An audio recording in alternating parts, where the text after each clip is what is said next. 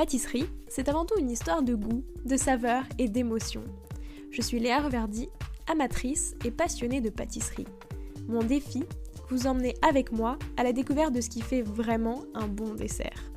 L'objectif ultime, trouver la recette parfaite qui fera fondre vos papilles à coup sûr. Vous êtes sur le point d'écouter un nouvel épisode de Papilles.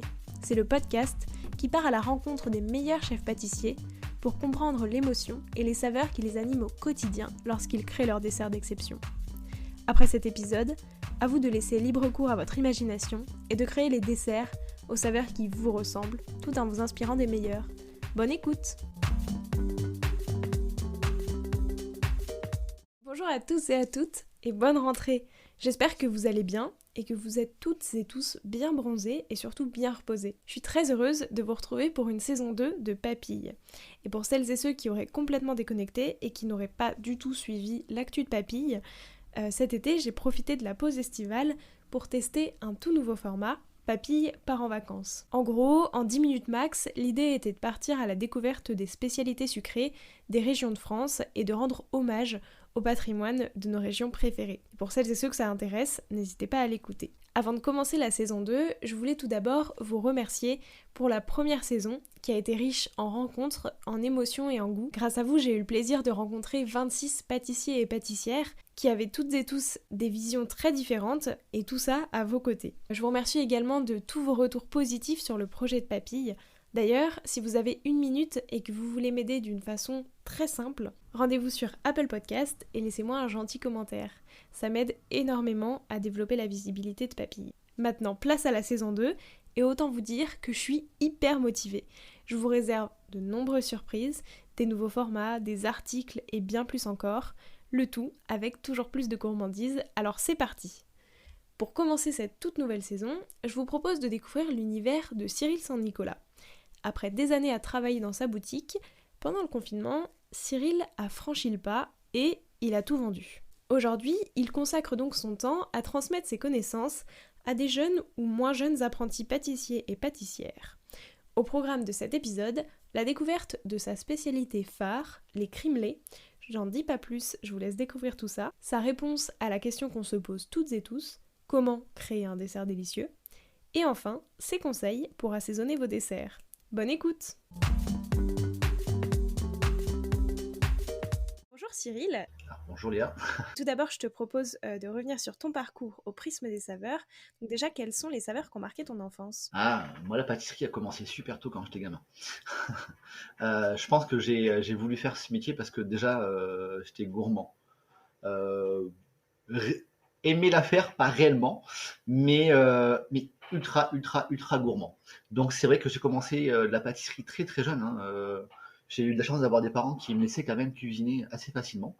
Donc les goûts en fait et les souvenirs d'enfance, ça a été l'un de mes cours il n'y a pas très longtemps. C'est bête, hein, c'est un truc le plus simple du monde, c'est le riz au lait quoi. Et ça a été l'un des gâteaux que je faisais au retour des entraînements de foot. Et voilà, c'est resté ancré. Et je crois que je l'ai revisité 50 fois ce gâteau. Et c'est laquelle ta dernière revisite? J'ai fait en fait une verrine de riz au lait à la vanille de Tahiti avec une petite compotée de fruits rouges à la violette et des myrtilles bleuées des Landes. C'est quoi ton plus beau souvenir gustatif? Il y en a plein en fait. C'est dur en fait de choisir mon plus beau souvenir gustatif. Celui qui est le plus marqué, Ouais. en tout cas, je pense que c'est. Après, on va dire que j'ai de melon parce que je remets encore mon gâteau. Mais ouais, le crimelé, je pense que c'est l'un des gâteaux les plus, en tout cas, le plus intéressant gustativement, parce qu'il représente pas mal de saveurs, pas mal de textures. Ouais, ça, on va y revenir. J'ai plein de questions sur le Voilà. crimelé. Mais sucré ou salé en fait? Oh, bah, ça peut être comme tu veux, hein, ça peut être du salé aussi.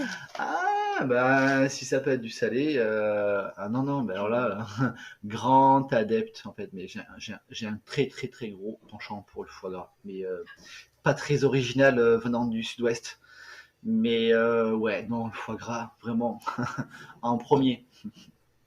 Très bien. C'était quoi les saveurs de ta toute première création? Est-ce que tu t'en souviens?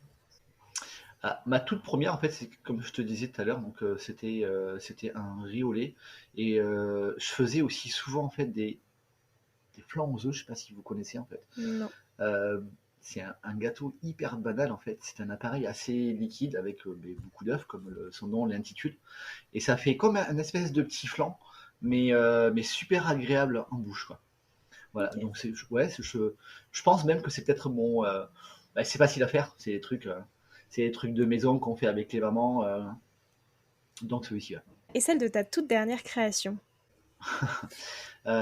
C'était il y a 2 jours, j'ai créé une tarte sablée breton, à la vanille avec un crémeux, aux calamansi OK. et aux zestes de citron, avec, une, ganache montée chocolat blanc à la fève de tonka. Voilà. OK. Je pourrais même te la montrer, il m'en reste un petit peu. Et pour terminer cette première partie, j'ai une dernière question. Ça représente quoi pour toi la pâtisserie? Bah, pour moi, la pâtisserie, ouais, bah, j'ai envie de dire, c'est tout. C'est à la fois mon souvenir d'enfance, c'est à la fois mes premiers pas dans une activité professionnelle, Mmh. la découverte du plaisir à travers un métier. Et aujourd'hui, c'est un épanouissement personnel et le partage en fait de mon savoir-faire avec des gens. Bah écoute, maintenant, je te propose de vraiment revenir plus sur ton processus de création. Donc tout d'abord, tu en as parlé des crimelés que tu proposes depuis 2007. Donc c'est ta propre revisite du cannelé bordelais, si on peut dire, en version entremets. Est-ce que déjà tu peux nous décrire ce que compose un crimelé? Alors, un crémier, c'est quoi? Un crémier, c'est la base, c'est le cannelé, hein, le cannelé bordelais, qui est pas du tout transformé pour le coup, donc je garde vraiment le cannelé bordelais. Et ensuite, c'est un cannelé que je coupe en fait, je coupe le chapeau, j'évide la chair Ok. du cannelé, et en fait, je me sers du cannelé comme verrine, et je monte un entremets. Et j'y mélange en fait donc différentes textures, saveurs. Ça peut être du caramel beurre salé pour avoir un coulis semi-gélifié. Ça peut être des crémeux fruités, des crémeux chocolatés. Moi, j'aime bien me servir des agrumes, j'aime bien travailler des fruits asiatiques. Et je termine toujours en fait donc ce crimelé avec une crème, ce qu'on appelle en jargon pâtissier une crème diplomate, que je vais en fait retravailler de différentes façons pour vraiment Ok. créer des mélanges assez étonnants. Et je termine toujours par un topping, donc un topping comme de la pistache, comme des amandes effilées, comme différents craquants. Voilà. Et pourquoi est-ce que tu as choisi le cannelé en gâteau de voyage? Parce que ça s'y prête bien, c'est vrai, ça a un peu une forme de verrine, mais est-ce que c'était vraiment juste ça ou... Ah ouais, bah en fait, non, non, mais ce gâteau, il est né pas, je l'ai pas réellement en fait recherché. Pour être franc avec vous, c'est un gâteau qui est né. J'ai eu fait un livre il y a quelques années de ça, et le jour où le photographe est arrivé dans le laboratoire, j'avais complètement zappé en fait ce gâteau. Mais complètement. C'est-à-dire que j'avais demandé à différents chefs de revisiter le cannelé bordelais, parce que j'étais à l'initiative de ce bouquin. Et j'avais invité donc 7 chefs avec moi de se joindre sur ce ouvrage. Et quand le photographe est arrivé, j'avais complètement oublié le cannelé. Et donc, j'ai monté un cannelé assez rapidement avec ce que j'avais un petit peu sous la main. Mes employés étaient en production, donc j'ai pris un petit peu voilà, un petit peu des éléments que j'avais autour de moi et j'ai monté ce gâteau. Et puis on l'a shooté. Et quand on l'a goûté, on s'est dit ouais, c'est quand même pas mal en fait. Le mélange, ça apporte des choses pour le coup. Et Ok. j'ai décidé en fait de faire quand nous sortons un livre, nous avons une la présentation presse en fait du bouquin. Ah, Et sur dégustation. cette présentation en fait presse, j'ai décidé en fait de mettre en avant en fait donc ce crimelé qui était présent sur le livre. Et là, en fait, ça a tapé apparemment, parce que ça a bien marché, parce que mais au niveau de la presse, il est vachement ressorti. Et l'histoire du crimelé est partie de là. Et en fait, à quel point est-ce que le cannelé, ça te permet de créer et d'essayer des nouvelles saveurs? Parce que tu vois, le cannelé, ça a déjà quand même un goût assez fort en rhum, etc. Donc, à quel point est-ce que toi, derrière, tu peux moduler les saveurs, ce genre de choses? Ben, on peut moduler en fait les différentes saveurs. Alors c'est un petit peu ce que j'expliquais tout à l'heure. Moi, pour le crimelé, en fait, je garde vraiment le cannelé classique. Mais c'est-à-dire du fait de sortir la chair du cannelé et juste de se Ouais. servir du cannelé comme verrine, quoi. Donc on apporte tout le croquant en fait donc du cannelé, mais pas forcément le côté rhum et vanille qu'on pourrait avoir. Et encore, on le retrouve quand même pas mal, hein, parce que je sors pas toute la chair, hein. Je garde une partie quand même de la chair pour la voir et pour me servir aussi de texturant dans ce gâteau. Mais c'est surtout en fait que à l'intérieur, on va avoir en fait toujours au moins au minimum trois saveurs. Donc sur ces trois saveurs, D'accord. c'est à nous de matcher en fait différentes variétés en fait de crimelé, et on peut en faire à l'infini, quoi. Oui, ouais. Alors c'est pas que j'ai pas essayé, hein. J'ai essayé, hein, pour être honnête avec toi. Quand j'ai commencé à travailler en fait ce gâteau, je me suis dit que j'allais aussi décliner la coque dessus. Mais là par contre, je commençais un petit peu à perdre l'âme en fait du cannelé. J'en ai eu fait au chocolat, j'en ai eu fait qui marchaient aussi très bien, hein, des cannelés avec des cannelés au chocolat, j'ai eu fait des cannelés à la pistache, j'ai eu fait des cannelés au chocolat blanc, j'ai eu fait des cannelés un petit peu à tout, hein, mais on n'avait pas la même réaction chimique. Si vous voulez, le cannelé bordelais, c'est bon parce que l'appareil, il a une réaction chimique avec le moule, le beurre de graissage qui nous sert à graisser le moule, plus la contenance de sucre présent dans cet appareil à cannelé. Et du moment où on déséquilibre en fait cet appareil, on a un déséquilibre qui se crée et on n'a plus le même résultat, on n'a plus le même croquant, on n'a plus la même tenue. Et en fait, je me suis aperçu que ça déstructurait complètement en fait le cannelé. Et j'ai décidé de revenir vraiment sur le côté vraiment cannelé de Bordeaux pour garder ce croquant, ce côté caramel. Et puis ça faisait une robe uniforme. C'est un petit peu comme je sais pas si vous connaissez le Cronuts de Dominique Ancel. C'est un petit peu la même façon. C'est-à-dire que lui, il garde la pâte et il change ses garnitures à l'intérieur, quoi. Donc, il y a un moment donné, il y a un bloc, il y a une fondation qu'on garde, et ensuite, on enjolive le tour. Ok. Et après, pour créer des nouveaux types enfin, des crimelés aux différentes saveurs, c'est quoi enfin, qu'est-ce qui t'inspire? Ah, moi, alors là, je suis assez fanatique en fait de voyage. J'aime ouais, j'aime bouger, j'aime goûter ce qui se passe ailleurs, j'aime sentir en fait de nouvelles saveurs. Et c'est vrai que mon orientation, mais dans la pâtisserie générale, hein, c'est-à-dire que moi je vais la puiser vraiment sur tous les voyages, tous les déplacements que je fais, tous les événements que je peux faire aussi, même en France, hein, parce qu'il y a des fois en fait, je fais des événements avec des chefs français qui m'apportent de nouvelles saveurs, de nouvelles textures, et je m'en inspire aussi en fait. Enfin moi, je m'inspire de tout le Ok. monde, de tout et de tout le monde. Ok, mais du coup, c'est plutôt. Donc, oui, c'est ça, c'est des gens, des pays, ce genre de Oui. choses. Est-ce que des fois, ça peut être pour mettre en avant un produit? Tu vois, tu goûtes tel fruit et tu dis, tiens, je vais essayer de le mettre en Ah oui, crimelé? complètement. Ouais. Ah oui, bien sûr. Enfin, j'ai un exemple à citer en fait. J'ai eu goûté en fait donc des avocats en fait dans un pays quoi, assez sympathique qui avait des goûts vraiment très sucrés en fait dessus. Et j'ai décidé de faire un crimelé avec, donc un crimelé à l'avocat, c'est assez spécial quand même. Mais pour le coup, en fait, je l'ai échangé avec des agrumes également en fait de ce pays, et ça m'a sorti un crimelé mais assez fantastique parce que l'avocat, ça m'a apporté une texture en bouche qui est inégalable avec un autre produit. Ouais, non, mais c'est vrai. Et puis, en fait, finalement, enfin, ça commence à être un peu utilisé en dessert, j'ai l'impression, quand même, De l'avocat. plus en plus, aujourd'hui, de plus en plus, ça fait quoi? Ça fait 5 années plutôt qu'on commence à retravailler un Ouais. petit peu l'avocat en pâtisserie. Alors, c'est pas non plus le produit de prédilection, quoi. Mais dans certaines situations, il s'y prête bien. Et il est très texturant. Bon, surtout qu'il a une texture en fait légèrement en fait buante, assez spéciale Ouais. hein, dessus. Et c'est ce qui est intéressant d'ailleurs. Mais après, au niveau du goût, justement, avec les agrumes, est-ce que tu gardes un goût d'avocat, enfin, ou Oui. Ben, Ouais. le but en fait de l'avocat, c'est de garder cet aspect. Alors moi, je suis assez fan de l'avocat avec un petit peu de vinaigrette, très simple, hein, un petit peu d'huile Oui. d'olive, de sel. Et ce qu'on aime en fait, c'est la texture en fait de l'avocat. Et quand j'ai créé ce gâteau, je voulais vraiment retrouver le même semblant. Alors moi, remplacer vraiment le côté vinaigré par un côté agrumé dessus. Et encore, je me servais également d'un fruit rouge pour rappeler un petit peu le vinaigre. Et vraiment, enfin, la, l'avocat, c'est pas une coulis, c'était vraiment une crème que je faisais à l'avocat. Donc ça fait vraiment une crème très grasse et ça rappelle vraiment en fait le Mm. goût de l'avocat. Donc on a eu l'impression en fait de manger un avocat, mais sucré, pour le coup. Ok. Et après, c'était quoi enfin, le crimelé aux saveurs un peu plus, enfin, pas forcément exotique, mais tu vois, original et inattendu que tu as créé? Ah, alors, l'original, en fait, c'est celui que j'ai appelé l'original. Ça a été le premier, le plus connu, quoi. Ça a été celui-ci. Alors, je vais dire de quoi il est composé, si tu veux, celui-ci, parce que c'est quand même la base, en fait, du crimelé, hein.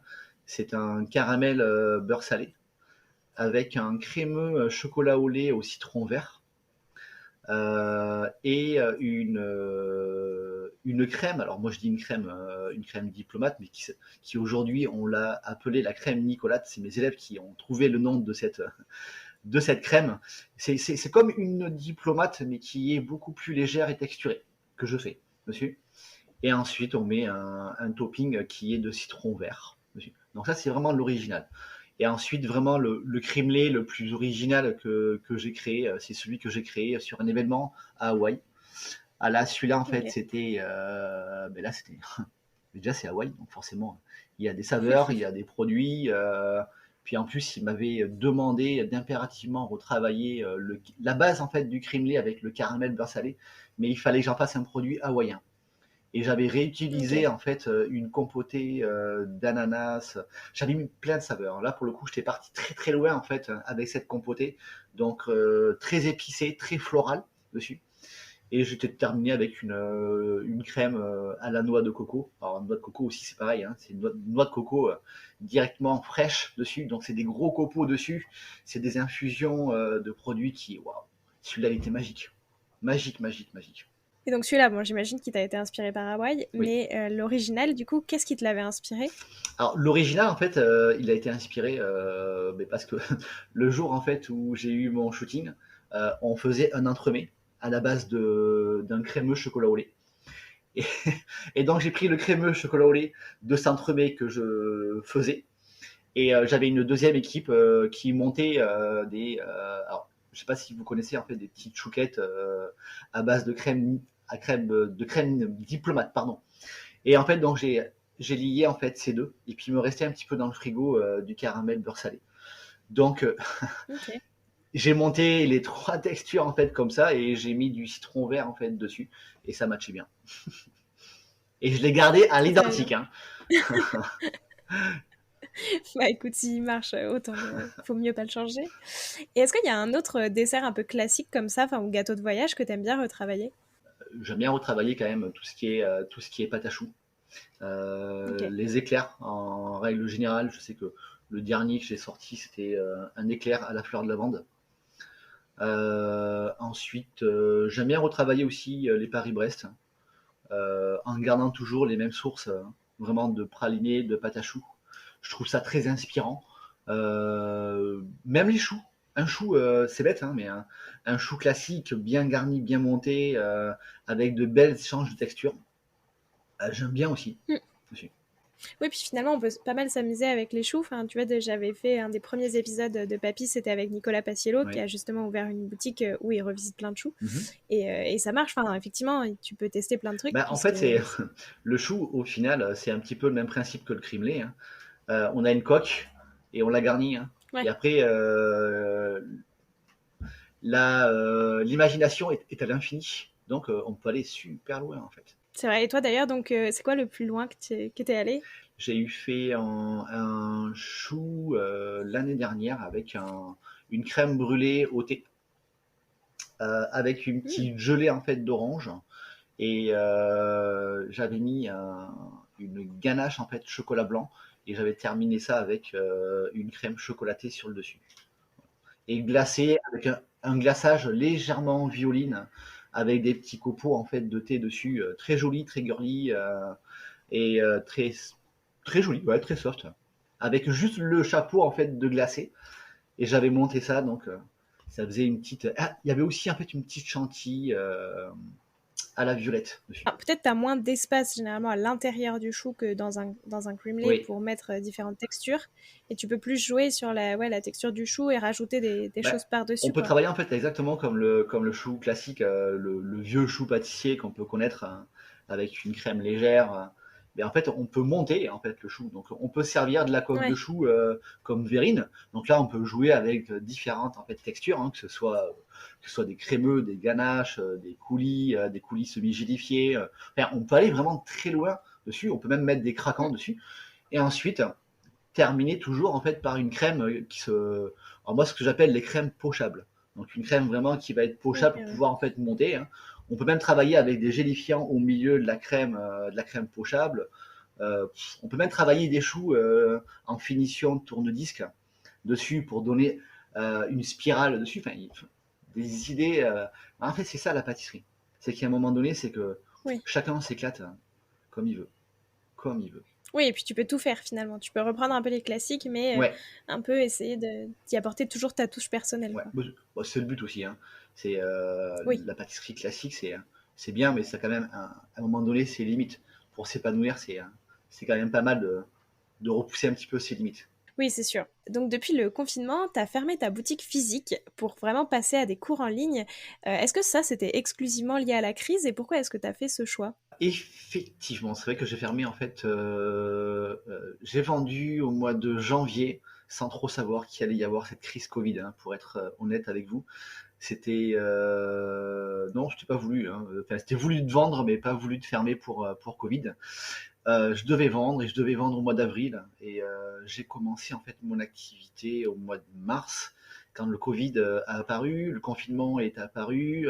Et c'est vrai que là, avec le monde sur les réseaux, je me suis dit ça serait quand même l'opportunité en fait de peut-être commencer cette activité et en tout cas d'essayer en fait de happer le maximum de monde sur les réseaux et d'essayer de faire des lives gratuits comme on faisait, hein, juste faire des petites recettes d'après-midi. On a commencé pour rigoler, en s'amusant. Et une semaine suivante, on s'était dit que ça devenait quand même ultra sérieux parce qu'on faisait des audiences très fortes. Et puis, au bout de 2 semaines, on s'est pris au jeu, mais complètement, quoi. Et là, on a commencé un petit peu à professionnaliser en fait donc les lives, à essayer de s'équiper au niveau du matériel pour pouvoir se connecter correctement, pour essayer d'avoir des rendus de mieux en mieux, pour essayer d'être le plus ludique possible à l'écran, parce que c'est vrai que c'était pas évident en fait de travailler d'un laboratoire à travailler à la maison. Il a fallu que je m'adapte également en fait au matériel que j'avais à la maison, qui est pas du tout le même qu'un laboratoire. Et puis en fait, c'est tout plein de petits paramètres en fait de nouveaux challenges qui ont fait que le cours de pâtisserie est né. Qu'est-ce que tu préfères en fait dans cette approche par rapport à l'approche de pâtisserie boutique? La différence, c'est que je passe de la vente de gâteaux à un échange de savoir-faire sur, sur mon activité. Il y a le côté humain qui est vachement important parce que quand tu es dans ton Mm. laboratoire, tu vois très très peu les clients. T'en vois des fois, mais peu. L'échange est différent. Et souvent de fois, quand un client revient, en fait, c'est des fois, c'est quand tu vois, quand le chef voit le client, c'est qu'il est appelé par le client parce qu'il y a un problème. Voilà, donc c'est pas souvent agréable en fait. Alors que là, Ouais. c'est un petit peu le problème, c'est que euh, l'avantage en fait de l'école, c'est que vous voyez en fait toujours vos élèves avec le smiley d'apprendre. Moi, en tout cas, moi, c'est ce que j'aime là, dans cette nouvelle approche de l'activité. C'est la transmission, c'est d'apprendre à quelqu'un, de voir des élèves évoluer. Et après, moi, mes élèves, ils ont une approche parce qu'ils veulent devenir eux-mêmes chefs d'entreprise dessus. Donc, il y a une évolution qui est assez rapide. Ils ont un but bien précis au bout, pardon. Et donc, c'est vrai que c'est super intéressant, quoi. Et du coup, quels sont les bons fondamentaux d'un bon dessert? Tu vois, comment est-ce que tu apprends à créer un bon dessert? Ben, déjà, en fait, quand j'apprends même la base, je dis toujours que en pâtisserie, on a des bases.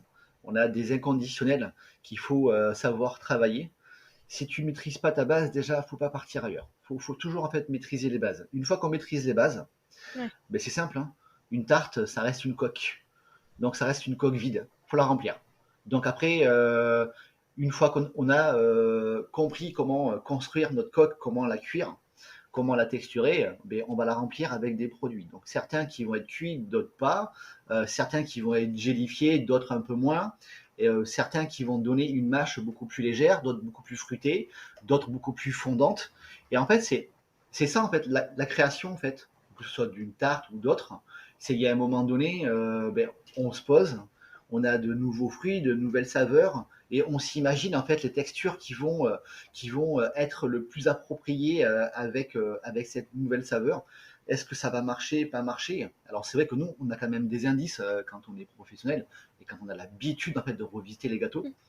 Mais c'est vraiment surtout quand on crée un gâteau, on part toujours d'une base. Et une fois que cette base, elle est créée, ben on va chercher en fait à créer en fait donc des échanges et aller toujours un tout petit peu plus loin et savoir la création, c'est surtout en fait l'aboutissement que le gâteau a dans la bouche. Moi je dis toujours en fait c'est imagine-toi goûter un gâteau et imagine-toi la saveur que tu as envie qu'il représente et la texture. Et à partir de là en fait, essaye Ouais. de te rapprocher au mieux. Et puis, un gâteau, c'est pas toujours réussi à la première fois. Une revisite, on met toujours un certain temps quand même pour avoir un bon aboutissement. Mais c'est toujours en fait de la même façon. En tout cas, moi, je revisite toujours en fait de la même façon. J'ai toujours en fait une base. Je cherche pas non plus à revisiter pour revisiter, hein, mais il y a des fois j'ai des inspirations, j'ai des goûts, j'ai des saveurs. J'aime bien le floral aussi. Moi, ça me parle quand même pas mal, quoi. Ouais. Et c'est vrai que j'aime bien des fois repousser un petit peu les limites. Alors par contre, moi, je suis pas un chef pâtissier qui aime bien mélanger le sucré salé, par exemple. Je suis pas dans cette thématique-là. Je Ok, sais qu'il y en a ouais. qui se donnent de plus en plus. Voilà, moi, je suis pas là-dedans. Il y a le salé, il y a le sucré. Autant quand on fait du salé, ouais, il n'y a pas de souci, introduire du sucré, ça marche bien, ça marche bien. La pâtisserie, il faut que ça reste sucré. Voilà. Mais par contre, moi, j'ai introduit beaucoup d'épices, beaucoup de saveurs, beaucoup de poivre dessus, surtout que, enfin, on a quand même une palette de saveurs sur cette planète qu'il y a de quoi s'éclater, hein. Et justement, pour apprendre, tu vois, un peu à assaisonner ses desserts, enfin, moi, dans la plupart des épisodes que j'ai fait, justement, tous les chefs pâtissiers, leur recommandation, c'est d'apprendre à assaisonner ses desserts, et c'est ça qui fait un peu la différence, tu vois, comme tu disais, mettre des Mhm. épices, des herbes, des aromates. Euh, quelles astuces tu pourrais donner, tu vois, à des débutants pour commencer à assaisonner, à trouver les poivres, Alors, les sels, les... en fait, c'est une bonne question. Je m'attendais pas à devoir en fait monter directement, mais c'est super intéressant. Ça reste aujourd'hui très à la mode en fait de savoir ce qu'on va manger et comment on va le mélanger. C'est pour moi un démarrage en fait de créativité sur un gâteau avec des saveurs, c'est de savoir mélanger les produits. C'est-à-dire que pour commencer, faut pas trop s'aventurer sur des terrains assez caillouteux. C'est-à-dire que vaut mieux prendre des fruits où une base, c'est un fruit doux, un fruit acide. Donc déjà en fait, on a deux saveurs en fait qui vont contraster.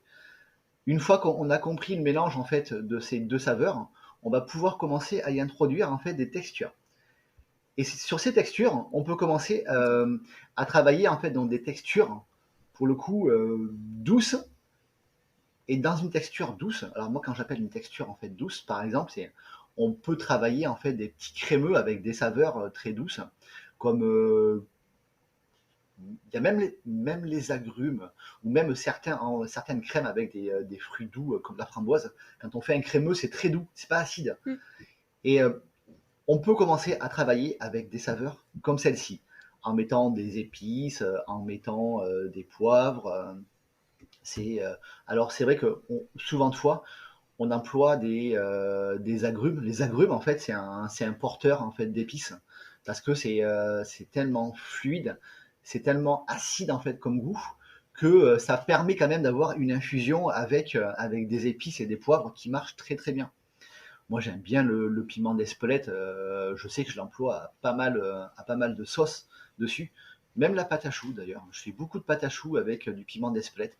Ça se marie super bien. Beaucoup de gens sont assez étonnés, mais ça match vachement bien, quoi, dessus.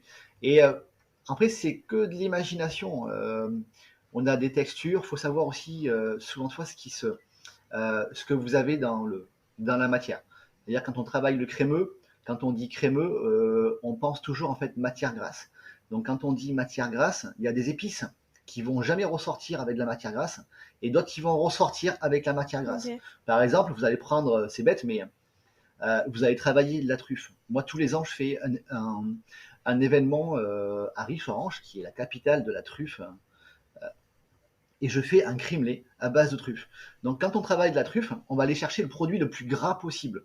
Plus c'est gras, plus on va faire ressortir le goût Ok. de la truffe. On ne pourrait jamais faire ressortir le goût de la truffe avec un coulis framboise, par exemple. Ça ne marcherait pas du tout, quoi. Donc en fait, c'est ça. C'est savoir en fait les saveurs, savoir où les fleurs, où les épices qui vont ressortir avec telle et telle matière première. Alors c'est une connaissance des matières premières est importante quand même, hein, dessus. Voilà. C'est comme la vanille, hein. C'est comme la vanille. La vanille, on sait que quand vous l'infusez en fait dans le lait, elle infuse énormément en fait de saveurs dessus. Mais vous la mettez par exemple dans un coulis de mangue, ben, elle va beaucoup moins diffuser, elle va être étouffée dessus. Elle va diffuser, mais beaucoup moins que dans du lait par exemple. Ouais, effectivement. Et toi, c'est laquelle ton alliance un peu enfin, d'épices avec un aliment, un ingrédient favorite? Moi j'aime bien les babas, mais non alcoolisés par Ok. exemple. Et souvent de fois, ma revisite sur le baba, c'est avec le biscuit, donc le biscuit du baba, où je fais des sirops et des alliances en fait de sirops. Et j'aime bien travailler des sirops très peps.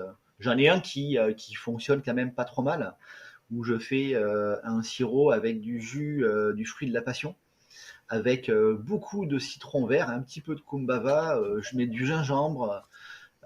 Qu'est-ce que je mets encore dans ce... Je mets du poivre timout, je sais pas si tu connais. Ouais. Le poivre timout, c'est un poivre qui est légèrement agrumé et qui peps énormément dessus. Euh, et je fais en fait ce baba, ça marche super bien, ça match alors, mais alors c'est le baba, il est en plein arôme. Et moi, pour moi, un baba, quand vous le mangez, enfin, faut que ça raconte plein d'histoires dans la bouche, quoi. Et là, pour le coup, ça marche super bien. Baba, c'est pareil, j'en faisais aussi un au café avec alors un sirop de café alors je sais pas si vous connaissez le poivre de Szechuan. Oui. Alors, c'est pareil, le poivre de Szechuan, c'est un poivre quand même avec une particularité. Et là, moi, je fais des infusions de poivre de Szechuan. Moi, ce que j'adore dans le poivre de Szechuan, c'est qu'il est anesthésiant. Mm. Et quand il est très, très, très, très, très, très peps, on a un petit côté où on est anesthésié en fait sur la langue. Et ça laisse en fait toutes les saveurs sur le baba. Alors, en règle générale, là, je travaille avec des crémeux au chocolat ou des ganaches montées chocolatées. Ça donne une petite dimension en fait sur le baba assez sympathique dessus.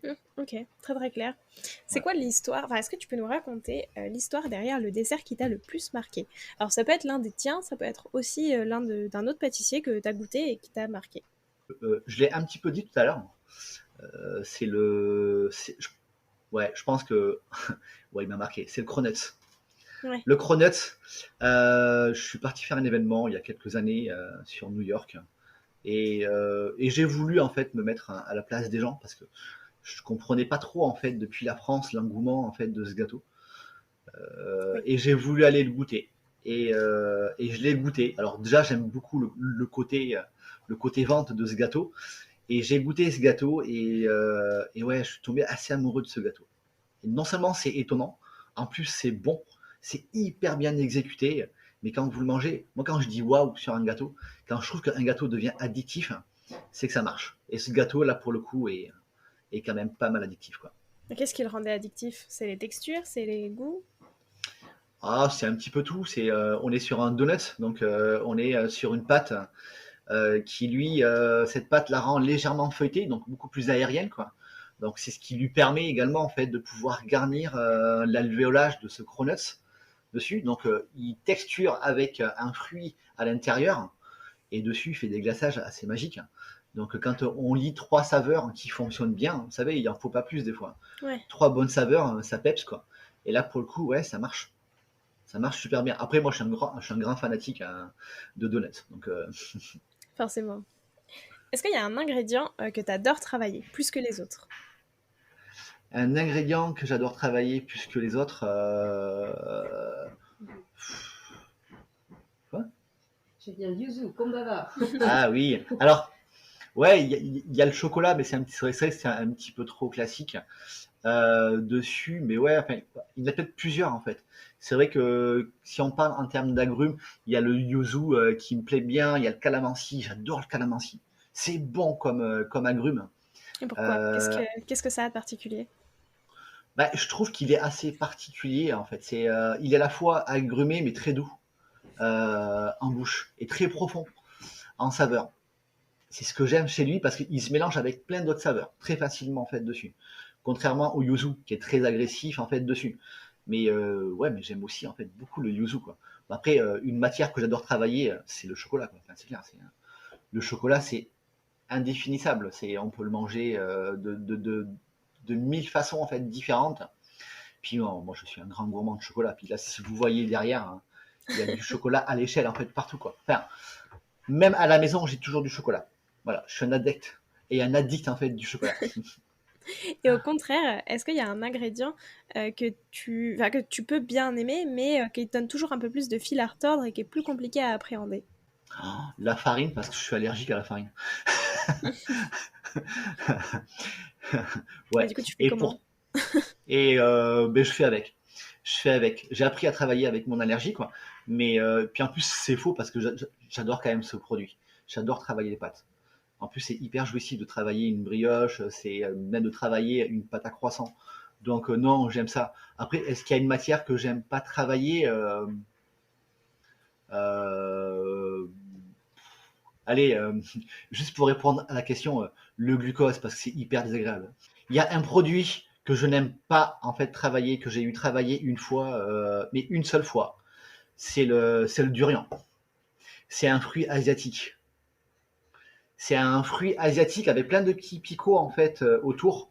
Mais alors quand tu l'ouvres, mais ça pue, mais ça sent très fort, très fort. Il faut vraiment être un asiatique pour manger ça, vraiment. Et même Audrey, qui est ma femme, qui même elle peut pas le manger. Voilà. Mais ça a quel goût? Ah mais Ça vient d'où? Enfin, ça vient de Chine. Ça vient de Chine D'accord. en fait. Ouais, enfin ouais, il y a plusieurs en fait pays asiatiques qui le font, hein. Là, je vais éviter de dire des bêtises parce qu'il y en a quand même plusieurs qui le font.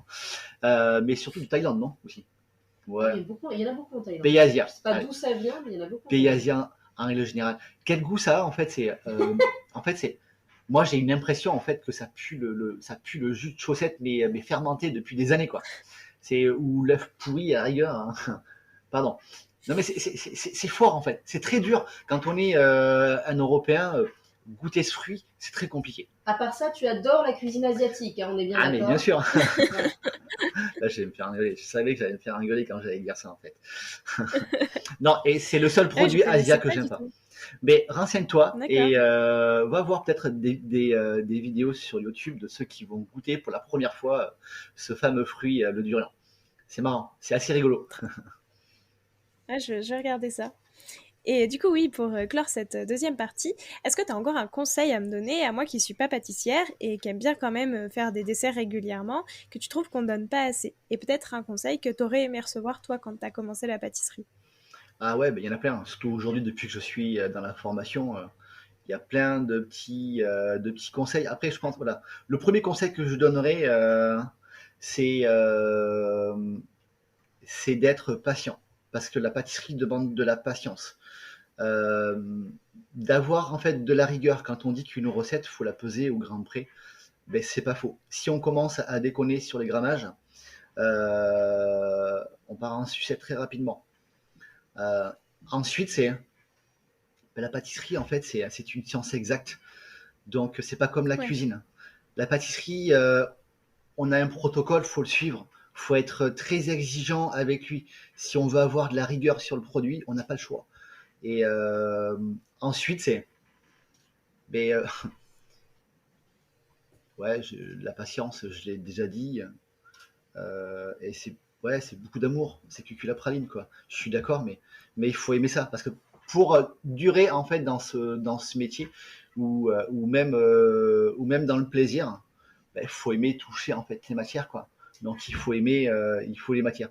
Moi, j'aime ça, en fait. Moi, j'aime ça. Donc, moi, j'en parlerai pendant des heures, en fait, de ce métier. Bah, écoute, maintenant, je te propose de te prêter au jeu du questionnaire de Proust des saveurs. Donc déjà, si toi, t'étais une saveur, tu serais laquelle? Si moi j'étais une saveur, ah c'est rigolo cette question. Si moi j'étais une saveur, hein, on va dire une saveur explosive en fait. Ouais, oh je dirais le yuzu, allez hop. Vas-y. Tu l'imagines comment la pâtisserie de demain? Très légère et pas sucrée. Et très peps. Donc beaucoup de yuzu. Donc beaucoup de yuzu. C'est quoi ton péché mignon? Je vais peut-être vous décevoir en fait. Remarque peut-être pas en fait. Alors, j'en ai plusieurs, mais j'en ai un particulièrement en fait. C'est le chocolat à croquer. J'adore faire du chocolat noisette. À la maison, j'ai toujours du chocolat noisette que je fais avec des noisettes entières. Et ça, c'est vraiment mon péché mignon. C'est-à-dire que c'est mon péché mignon, c'est-à-dire que tous les soirs, je mange en fait du chocolat devant la télévision. Oui. Je suis coupable. Je sais. Est-ce qu'il y a un pâtissier ou une pâtissière avec qui tu aimerais bien créer un dessert à 4 mains? Je pense que franchement, ça me ferait kiffer de dire hey, salut Cédric, on se fait un petit 4 mains tous les deux. Ouais, Cédric Grolet, je pense que ça me ferait kiffer. En plus, il a l'air vachement drôle, quoi. François Perret aussi. Ouais, ah oui, François Perret aussi, ouais, c'est vrai. Ouais, j'aime bien aussi, c'est vrai. Mais Grolet, j'aime bien parce qu'il a l'air kiffant en fait. Il a l'air drôle. Et si maintenant, je te demande d'essayer, comme l'épisode sortira à la rentrée, de créer un nouveau dessert qui évoque la rentrée, qu'est-ce que tu fais? À quoi est-ce que tu l'associes? Enfin, quelle saveur est-ce que tu mets, tu vois? Ah, ben la rentrée, on commence à rentrer sur des produits un petit peu automnales. On va aller chercher en fait des saveurs de fin d'été. Ouais, on pourrait travailler en fait encore un petit peu la pêche et encore on arriverait à la fin. On pourrait commencer à travailler la noix en fait. La noix. On serait en Ouais. plein milieu en fait de la noix. Puis en plus, alors, j'adore la noix. Ah bah ouais, un bon cake avec des noix caramélisées, avec un mi-cuit au centre de caramel. Ouais, pas mal ça. C'est bon, le caramel qui tire, qui file là quand tu le manges. Ouais, c'est pas mal ça. Ouais. Ça a l'air bon, effectivement. Alors maintenant, j'ai 5 dernières questions. Plutôt saveur de printemps ou saveur d'été? Printemps, je dirais. Plutôt formation ou boutique? Question piège. J'ai pas droit à Joker. Les deux. La boutique, ça a été mon métier. Aujourd'hui, je dirais formation. Je suis en formation. Ouais. Plutôt entremets ou dessert à l'assiette? C'est dur ces questions en fait. Les deux sont super sympas. Non, mais je vais rester sur l'entremets. Plutôt fruits ou chocolat? Ouais, chocolat. Et enfin, crimelé original ou aloha crimelé? Ah, Aloha Cremelé. Ouais, perso, Aloha Cremelé. Mais vraiment, alors, c'est de très loin. Bah écoute Cyril, merci beaucoup pour cet échange et pour ton temps. C'était très intéressant et puis c'est toujours bien de voir comment on a pu revisiter le cannelé, donc ça donne envie de goûter. Ouais, super, je te remercie, Léa. J'espère que cet épisode vous a plu et je vous dis à la semaine prochaine en compagnie de Clément Higin, le créateur de Bricoleurs de douceur. Bonne semaine!